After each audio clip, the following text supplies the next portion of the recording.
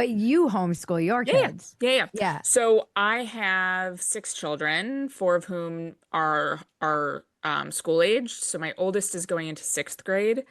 Okay, let me see if I can do this. Sixth, fifth, third, first. And then I have a preschool kid and then like a 2-year-old. And I'm like the least type A person on the planet, but I have a pretty serious schedule at this point.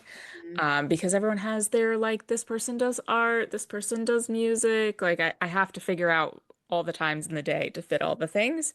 And then everyone has their to-do list that they do every day. And how do you manage it? How did you learn how to do it? I wouldn't even know where to begin. So it's like parenting.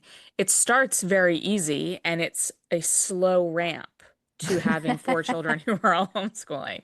So this is my seventh year homeschooling. And so, the first year when I only had one kid homeschooling, I used like one of those box curriculums that, you print everything and it tells you what to do and how to do it.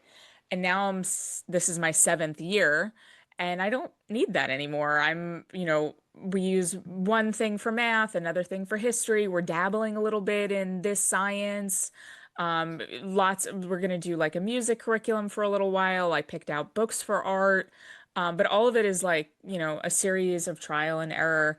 And it was, my first year, I only had one kid homeschooling. And then my second year, I had two kids homeschooling. And that was the case for a couple years. I only had two kids homeschooling. But it's a slow build. But I'm comforted by the fact that I'm smarter than 95% of teachers that I know. So, like, I'm okay. It's okay.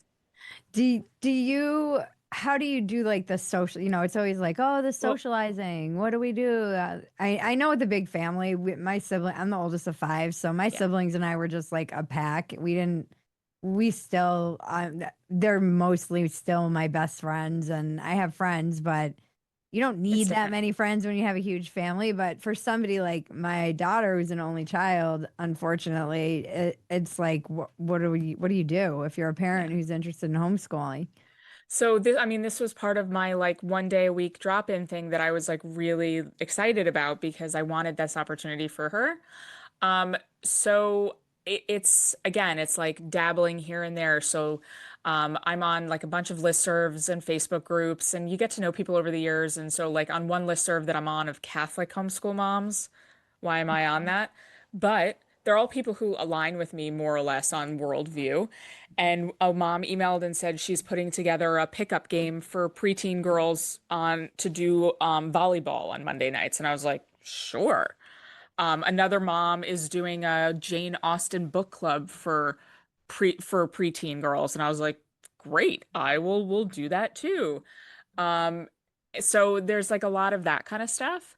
And then they do some classes. They do Taekwondo and pottery and art and Shakespeare and um, that's what helps like having everything written down because I can kind of see like, oh, this kid doesn't have any other activities outside the house. I need to figure that out for that kid. But it's nice because we live in like a pretty tight-knit like Orthodox Jewish community, and so everyone lives within walking distance of us, and so it happens. My older three kids leave the house on Shabbat, and I don't see them the rest of the day. Go Mhm. to one person's house, they go to another person's house. And then I prioritize camp also. Camp is like a really big, and it's like $30,000 a summer. It's really no joke. Wow, Um, yeah, between five kids this year I had at camp at some way or the other. crazy. Um, and that's how they make friends, and then we keep those friends the whole year. And I have a literal list of every single one of my children's friends. And when they say they want to hang out with someone, I go consult my list of like, oh, you could go hang out with Shlomo or Ezra or whoever.